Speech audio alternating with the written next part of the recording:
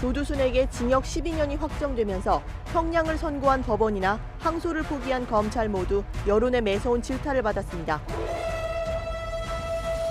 죄가 가볍다는 명백한 증거가 발견되기를 처벌받은 사람의 이익을 위해서 청구할 수 있습니다. 조두순을 무기징역으로 해달라는 재심 청구는 불가능합니다.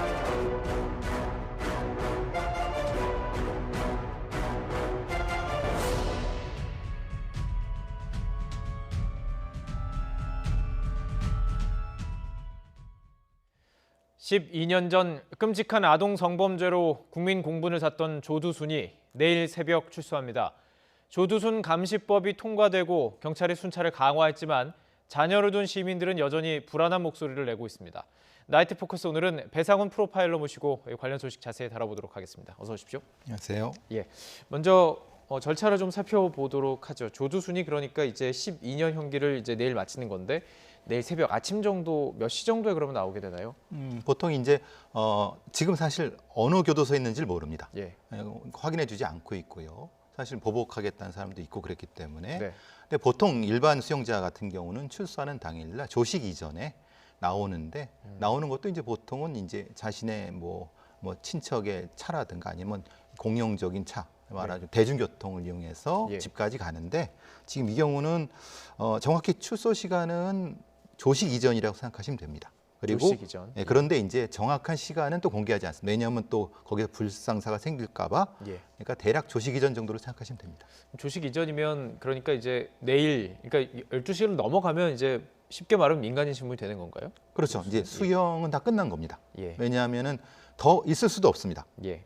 그러니까 바로 나와야 되는데 거기서는 조식을 먹을 수 없죠. 왜냐하면 조식도 역시 국민 세금이기 때문에. 예. 그러니까 조식 이전에 내보내는데 보통 그게 한 5시, 5시 반 정도라고 생각하시면 됩니다. 그렇군요. 지금 많은 국민들이 분노하는 이유는 경찰이 이송 경호를 지원 이게 맞는지 모르겠습니다. 이게 표현이 맞는지 모르겠습니다. 이송을 경호하고 지원하는 것 같지는 않은데 뭐 보호관찰소까지 이동을 시킨다는 그런 의미인 것 같은데 이것 때문에 지금 많은 국민들이 지금 분노를 표시하고 있어요. 그렇죠. 거기도 세금이 들어가니까요. 예. 원래대로라면은 자기가 그 교도소문을 나와서 대중교통을 이용해서 자기의 거주지까지 가서 네. 거기서 보호관찰소에 신고를 하는데요. 예. 지금 같은 경우는 불상사가 생길지 모르니까요. 예. 보복 폭행을 예고한 사람들도 몇 있고 예. 그렇기 때문에 아마도 법무부 교정본부에서는 그것 때문에 이제 어디서 출소하는지도 확인 안 해주고 시간도 확인 안 해주면서 그렇게 하는 것 같습니다. 예. 조두순을 보호한다기보다는 뭐 경찰에서 사회를 보호한다고 봐야 될 것 같아요. 조두순으로부터 격리를 시켜 놓는 것이 일단은 뭐 불미스러운 일을 막기 위한 그런 처사 아닐까요? 그렇죠. 만약에 조두순이 그냥 일반 대중교통을 타고 나온다고 생각해 보십시오. 예. 일반 시민들이랑 충돌이 나면은 거기서 또 발생할 수 있는 부분.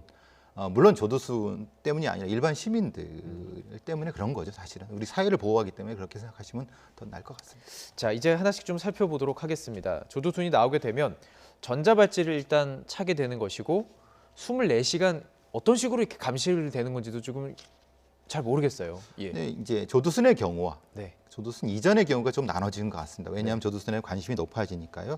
조두순 같은 경우는 출소 후 관리 방안을 1:1 밀착 마크라고 생각하시면 됩니다. 매일 생활 점검을 하고 일일 생활 계획을 주 단위로 이제 보고하는 상태이고 불시에 이제 점검하는 상태가 되고요. 최소 4회 이상의 대면 면담을 하는데 우리가 7년 동안 이제 전자 장치를 착용하는 상태인데요. 네네. 조두순 이전에, 그러니까 조두순이 아닌 경우에는 이렇게까지 이제 촘촘하게 하지 않았습니다. 네. 근데 이제 워낙 이런 국민적 관심이 커지니까 네네. 그리고 법도 바뀌었기 때문에 이런 방식으로 아주 전담해서 24시간을 꽉 채운 상태로 관리를 하려고 예정하고 있습니다. 예, 그렇습니다. 자, 가장 누구보다 긴장하는 분들은 조두순 그 주변에 살고 계시는 주민들입니다. 그러다 보니 안산시장이 여러 가지 그 방안들을 내놓고 목소리를 높이고 있는데요. 저희들이 관련 목소리 준비해봤습니다. 함께 들어보시죠. 저희들은 그래서 초소를 설치할 때 이송식으로 제작을 했었습니다. 그러니까 조두순이 이사를 안산시 어느 곳을 하더라도 초소만 이동하면 되고요. 또 하나 무도 실무관을 우리가 배치를 했는데 그 무도 실무관은 초소 있는 지역 어디를 가더라도 순찰을 할 수 있고요. 또 한편으로는 CCTV는 조두순이 추구할 수 있는 지역을 중점적으로 하지만 시내 전역에다가 다 설치하기 때문에 기존의 우리 그 조두순이뿐만 아니라 시민들의 안전 대책에도 전혀 문제가 없다고 생각합니다.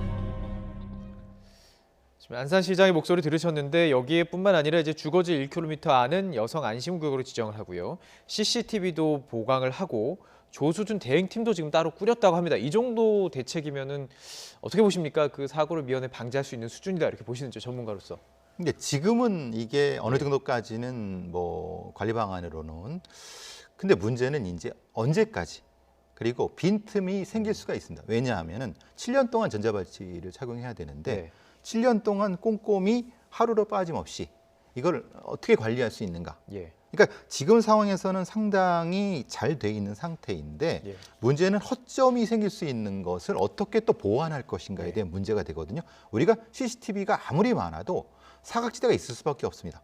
그리고 어떤 집안에만 있을 수가 없지 않습니까? 네. 그러니까 외출도 할 수 있는 거고 그럴 때 돌발적으로 갑작스럽게 돌발 행동을 했을 때의 대응 같은 경우 네. 그것을 실질적으로 이제 뭐 일종의 예행 연습 같은 걸 통해서라도 예. 했어야 되는 건데 그 부분이 조금 제가 이제 이 안산시장님이 열심히 좀 하셨지만은 예. 좀 그 부분 좀 부족한 부분이 있지 않을까 싶습니다. 돌발 행동이라고 한다면 일단 전자발찌를 차고 있는 상태에서 나 또 뭐 감옥 가도 상관없어. 뭐 한번 일을 저지르겠어. 그런 마음으로 전자발찌를 끊고 또 다른 범죄를 저지를 수 있는 가능성이 사실은 그 과거에 그 성범죄자들 사이에서 많이 있었잖아요. 그렇죠. 지금 이 경우는 전자발찌는 이동을 확인하는 것이지 네. 그것이 폭력성을 줄이는 건 아닙니다. 예. 만약에 어떤 외출하고 지나가다가 예. 갑작스럽게 주변 사람과 언쟁이 벌어져 갖고 아이들을 공격한다. 그럴 경우는 어떻게 할 것이냐. 아. 그러면 지금 여기 24시간 밀착 마크를 한다는데 그럼 바짝 붙어서 할 수는 없지 않습니까? 그렇죠. 그죠? 이거는 어떤 주거의 자유라든가 아니면 네네. 이동의 자유가 헌법상에 보장되어 있는 거기 때문에 예. 그 부분에 대한 꼼꼼한 매뉴얼이 필요하다는 겁니다. 그럼 얼마 정도 떨어져 있어야 되느냐? 아니고 이제 어린이가 가까이 갈 경우는 어린이가 접근할 것이냐? 이런 부분에 대한 것이 구체적으로 돼야 된다는 거죠. 그래야지 주민들도 안심하는데 주민들도 지금 걱정하는 건 그런 겁니다. 일상적으로 집에 있을 때 문제가 아니라는 거죠. 네네. 외출하거나 그럴 때는 어떻게 할 거냐? 이런 부분이라는 거죠. 한번 일이 벌어지고 나면 그 이후에 받는 피해자의 타격이 너무 큰 사안이기 때문에 미연의 방지뿐만 아니라 돌발 상황을 대비해야 되는데요. 제가 지금 이 얘기를 나누는 이유는 단순히 조두순 한 명 때문이 아닙니다. 앞으로 벌어질 수 있는 아동 성범죄자, 더 넓게는 성범죄자들을 막기 위해서 그리고 재벌을 막기 위한 얘기이기 때문에 저 깊이 있게 다뤄보고 있는데요. 한 가지 더 걱정인 부분은 이 조두순이 출소 후에 살게 될 거주지는 지금 알려지지 않았습니다. 하지만 지금 이것을 밝혀진 바에 따르면 그 1km 반경 안에 어린이집이 60여 곳이 있고요. 500m 이 정도면 그냥 아주 쉽게 걸어갈 수 있는 거리예요. 어린이집이 5곳이 있고 초등학교시 1곳이 위치하고 있대요. 이거 어떻게 받아들여야 될까요? 그러니까 이제 사실 우리나라의 거주 여건, 네. 특히 안산시 같은 데는 매우 밀집도가 높은 지역이거든요. 네네. 그 밀집도가 높은 지역 같은 데에 대응하는 전자발찌라든가 이런 안심구역 자체가 현실과 좀 동떨어져 있다는 겁니다. 그러니까 만약에 그 밀집도가 높은 데는 그 숫자를 좀 줄인다든가 네. 아니면 공간적으로 좀 분리를 한다든가 이 거주 구역을 예. 이렇게 법적인 좀 대응이 됐어야 되는데 이건 네. 거리라든가 예. 아니면 뭐 몇 명 수준으로 법을 만들다 보니까 좀 이상하지 않습니까? 예. 예. 왜냐하면 어떤 특히 안산의 밀집도가 높은 데는 조금만 가도 수백 수천 명이 아이들이 있을 수 있는 거거든요. 네네. 이 경우는 좀 촘촘하게 안산시에서나 경찰에서도 좀 규정을 바꾸더라든가 아니면 예. 법을 바꿔서라도 대응이 필요할 거라고 생각합니다. 입법의 영역이면 좀 어려워질 수도 있는데 그 미국 같은 경우는 그 아동 성범죄자나 성범죄자 같은 경우는 철저하게 좀 분리하는 정책이 있다고 하던데요. 그러니까 제시카법이나 메간법 같은 경우가 특히 네. 그렇죠. 메간법 같은 건 아예 그 집 앞에다가 편말을 할 정도예요. 예. 그러니까 되게 이거 있을 수가 없지 않습니까? 네. 인권의 문제인데. 근데 그 미국 같은 데도 그 가해자의 인권보다는 아동, 우리 아이들의 생명이나 이것이 더 중요하다는 거죠. 제시카법 같은 경우도 특정하게 그 집을 알려주는 형태입니다. 네. 근데 우리는 그 정도는 안 되지 않습니까? 예. 그러니까 거기에 있는 그 근처에 사는 사람들이 조두순이 오는지도 모르는 상황이죠 지금. 예. 그래서 이게 맞나? 이런 생각이 많이 듭니다. 예. 거기다 좀 피해자 입장에서 생각을 한다면 내 근처로 온다는 건 정말 너무 끔찍한 일일 텐데 이게 사실 그 피해자한테도 어느 동네로 간다 이걸 알리는 제도가 있음에도 불구하고 성인이 되는 동시에 이걸 안 한다고요? 예, 그러니까 이 대상이 법 조항 대상이 예. 19세 미만 미성년일 경우, 미성년의 자녀가 있을 경우만 우리가 통지를 받습니다. 예. 그러니까 이제 미성년 자녀가 없는 경우는 통지가 안 되는 거죠. 네. 아예 알 수가 없는 거고, 또한 그것이 인터넷에 뜨거나 그럴 때 확인해서 퍼뜨릴 수 없지 않습니까? 그건 법적인 권리니까. 예. 이 부분에는 입법적 보완이라든가 이런 거 필요하다는 거죠. 아니 바로 옆집에 위험한 범죄자가 사는데 그걸 모른다. 이건 사실은 좀 문제가 있을 수 있는 거죠. 예. 참 인권을 물론 가해자 인권도 있는 거죠. 존중을 해야 되는 것이 분명하지만 피해자의 인권, 피해를 당한 사람의 인권까지도 생각하는 입법이 참 필요할 것 같은데요. 왜 아직까지 이런 거에 대해서 좀 민감하게 반응을 못하는 건지 궁금하거든요. 이게 이제 사실 제가 늘 말씀드리지만 1970년대 미국의 그 매사추세츠 성포식자법이라는 법이 생기면서 네. 아동 대상 성범죄의 전과를 가진 사람들은 특별하게 관리를 해왔습니다. 왜냐하면 이 사람들은 애초에 다른 심리적 구조를 가지고 있기 때문에 그렇다는 거거든요. 예. 우리는 그런 기초적인 연구 자체가 많이 부족합니다. 아예 없습니다. 예. 뭐 우리 이걸 관련되시는 법무부에서 싫어하시겠지만 예. 뭐 까놓고 말씀드리면 그렇기 때문에 기초적인 인식 자체를 우리 국민들이 모르시는 거죠. 거기서부터의 문제가 생긴 겁니다. 이 사람들이 어떻게 생각하고 어떻게 행동하는지에 대한 걸 전혀 모른다는 예, 겁니다. 예, 예. 그게 문제죠.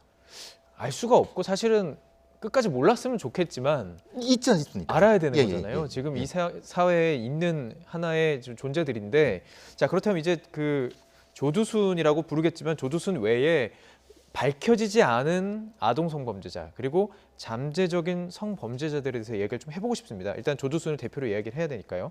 한 만나신 적이 있다고요? 수사하는 과정 속에서? 뭐 저는 이제 예. 약간 뭐 스칠 정도로 제가 예. 직접 면담한 건 아니고요. 예, 스치듯이 보긴 예, 했었고 예. 관련 사항들을 지금 파악을 하고 계신데 한 언론 보도에 따르면 이건 지금 법무부에서는 확인이 안 되고 있는 사안이에요. 조두순과 수감기간에 겹쳤던 교도소 동료들의 그 증언들이 나오고 있습니다.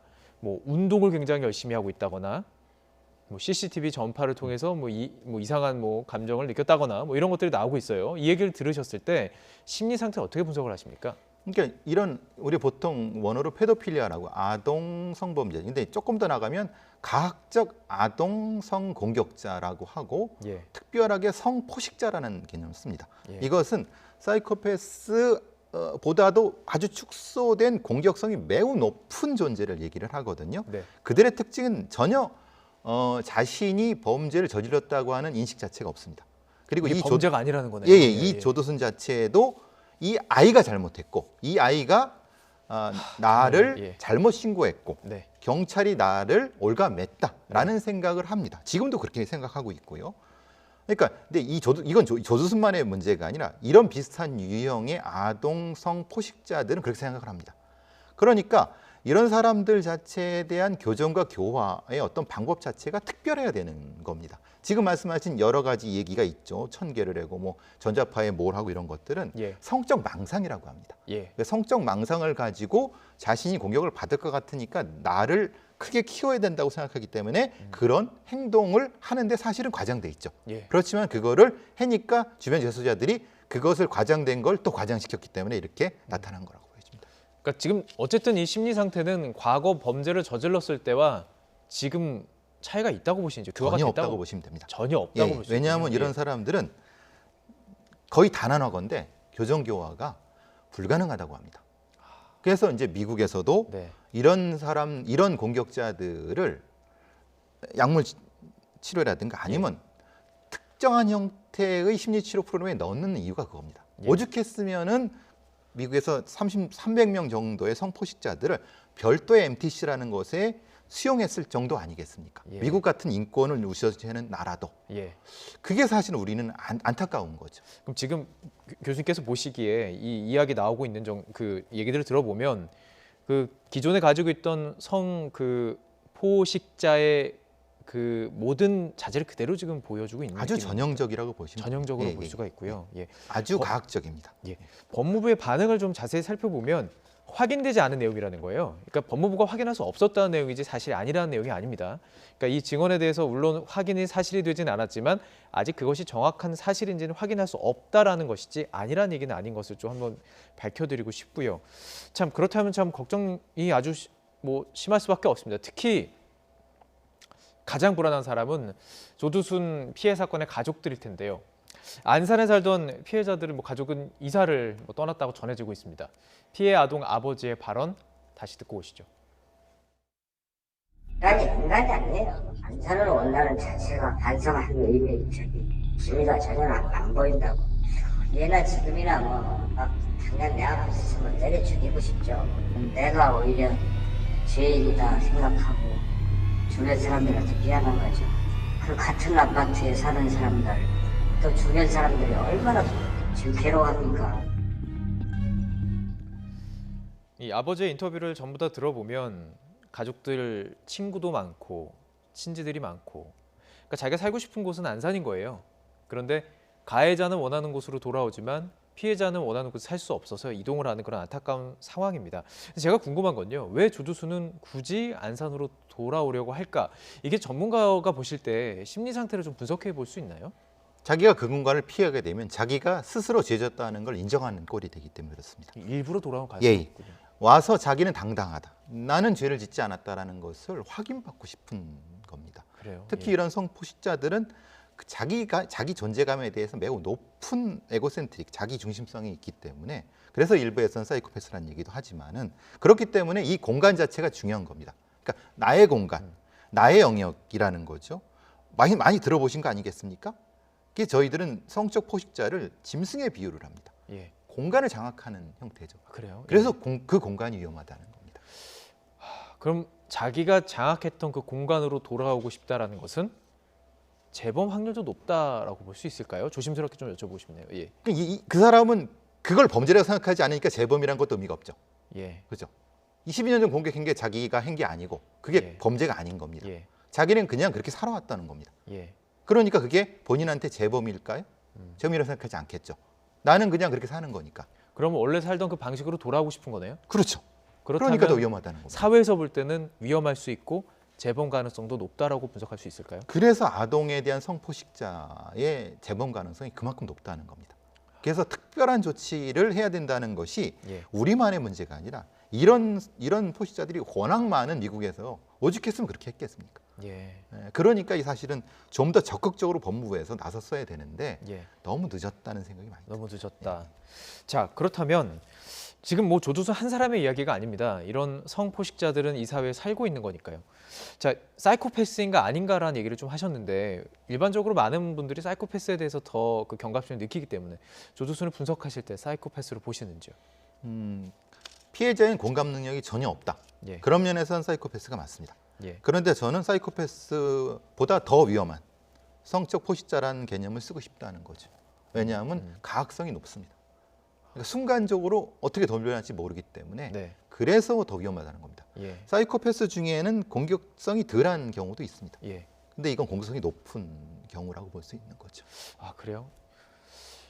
그렇다면 이게 그 학계에서도 조사가 되고 있을 텐데 물론 이런 질문이 상당히 유화적인 질문이긴 합니다. 사이코패스와 말씀하신 그 성포식자 어느 게 더 피해자 입장에서 더 두렵다고 볼 수 있을까요?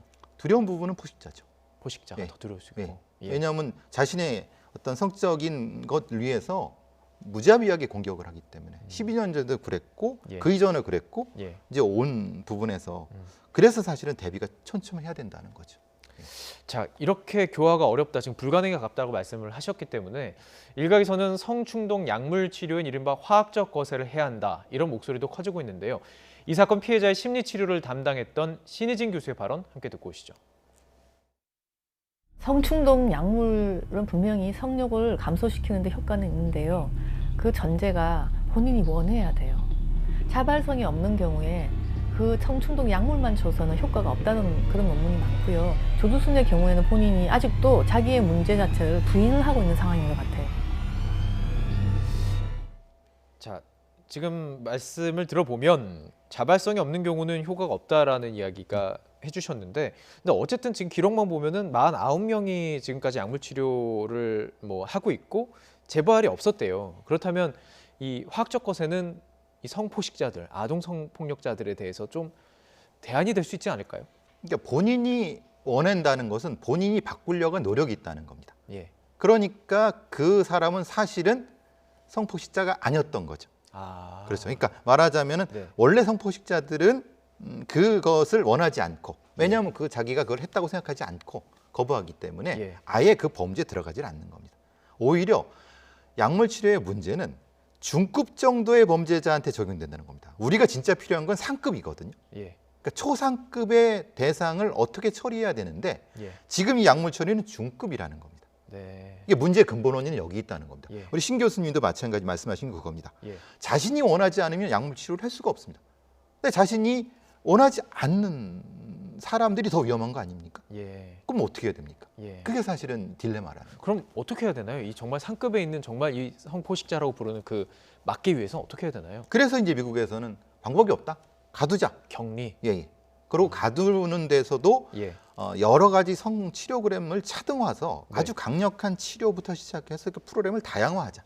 그러니까 무력화죠. 성 무력화부터 시작해야 된다. 예. 그러니까 다양한 프로그램을 해야 된다라고 하는데 우리는 시간만 뭐 500시간 했다 그러는데 사실은 그건 전 의미가 없다고 보고요. 시간만 채우는 것이 아니라 질적인 수준을 높은 형태의 여러 가지 프로그램들을 다양화해야 된다는 겁니다. 그게 수가 되는 것이지 예. 약물 치료는 근데 실제로 그럼 약물을 본인이 거부했는데 어떻게 주사를 하겠습니까? 예. 우리의 헌법 구조에서. 네네. 그러니까 오히려 보호수용제라든가 보호수용제 내에서도 상당히 수준 높은 형태의 성치료 프로그램을 통해서 무력화가 돼야지만이 가능하다. 예. 이것이 저의 답입니다. 그러니까 보호 수용을 좀 설명을 드리면 이미 형을 다 살고 나온 사람도 격리 조치를 하는 수준인 겁니다. 그러니까 이게 뭐 위헌 소지가 있다는 것 때문에 지금 뭐 반대하는 목소리가 있는 건데요. 전제는 그겁니다. 예.